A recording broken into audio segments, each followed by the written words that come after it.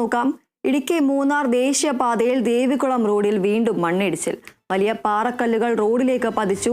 ഇന്നലെ ഇവിടെ മണ്ണിടിഞ്ഞ് ലോറി കൊക്കയിലേക്ക് പതിച്ച് ഒരാൾ മരിച്ചിരുന്നു. വിവരങ്ങളുമായി ബിനീഷ് ആന്റണി ചേരുന്നു. ബിനീഷ്, വീണ്ടും റോഡിൽ മണ്ണിടിച്ചിലുണ്ടായിരിക്കുകയാണ്. കൂടുതൽ വിശദാംശങ്ങൾ എന്തൊക്കെയാണ്? ഇന്നലെ രാത്രിയാണ് ഞാൻ നിൽക്കുന്ന ദേശീയപാതയിലെ ഈ പഴയ കോളേജ് കെട്ടിടമാണ് ഈ സമയത്തുള്ളത്. 2018 പ്രളയത്തിൽ തകർന്ന ഒരു കോളേജ് കെട്ടിടമാണ്. ഇതിന് സമീപത്തായിരുന്നു ഇത്തരത്തിൽ വലിയൊരു മണ്ണിടിച്ചിൽ ഉണ്ടായിരിക്കുന്നത്.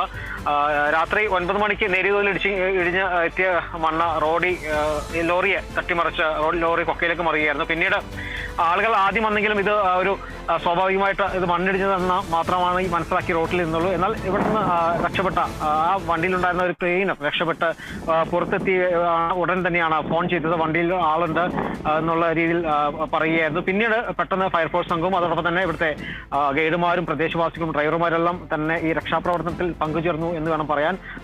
നീണ്ട കഷ്ടപ്പാടിൽ തന്നെ ഈ ഡ്രൈവറിനെ വാഹനത്തിൽ നിന്ന് കയറ്റിക്കൊണ്ടുവന്നു.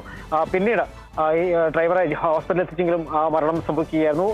ഇന്ന് പുലർച്ചെ നമ്മൾ വന്നപ്പോഴാണ് ഈ അപകടത്തിന്റെ ഒരു വ്യാപ്തി ശരിക്കും പറഞ്ഞാൽ മനസ്സിലാകുന്നത്. രാത്രി ആയതുകൊണ്ട് അത്രത്തോളം മനസ്സിലാക്കാൻ പറ്റാത്തൊരു സാഹചര്യം ഉണ്ടായിരുന്നു. ഇന്ന് രാവിലെ എത്തിയപ്പോഴാണ് നല്ല രീതിയിൽ ഒരു മണ്ണിടിച്ചിലാണ് ഉണ്ടായിരിക്കുന്നത്. ഇന്ന് പുലർച്ചെ ഒരു 5:45 ഇത്തരത്തിൽ വലിയ രീതിയിലുള്ളൊരു മണ്ണിടിച്ചിൽ ഉണ്ടായിട്ടുണ്ട്. ഈ കാണുന്ന എനിക്ക് പിന്നിൽ കാണുന്ന മുകളിലെ ഭാഗത്ത് കെട്ടിടത്തിന്റെ കോളേജ് കെട്ടിടത്തിന്റെ ആ മുകളിലെ ഭാഗത്ത് നിന്നാണ് ഏറ്റവും കൂടുതൽ ഇടിഞ്ഞ് താഴേക്ക് ചാടിയിരിക്കുന്നത്. വലിയ പാറക്കല്ലുകളടക്കം നമുക്ക് പറയാൻ പറ്റാത്ത രീതിയിലുള്ള വലിയ കെട്ടുകളടക്കമാണ് ഈ പതിച്ച് നേരെ ഈ ബൊട്ടാണിക്കൽ ഗാർഡന് സമീപത്ത് കൂടെ തേയിലത്തോട്ടത്തിലേക്ക് പോയിരിക്കുന്നത്.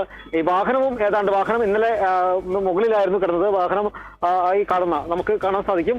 ഇവിടെയായിരുന്നു ഈ വാഹനം ആദ്യം ഉണ്ടായിരുന്നത്. ഇവിടെ ഒരു പാറക്കല്ലുണ്ട്. ഈ പാറക്കല്ലിന് സമീപമായിരുന്നു വാഹനം ഉണ്ടായിരുന്നത്. ഇവിടെയായിരുന്നു ഇന്നലെ വാഹനം നിർത്തിയിട്ടിരുന്നത്.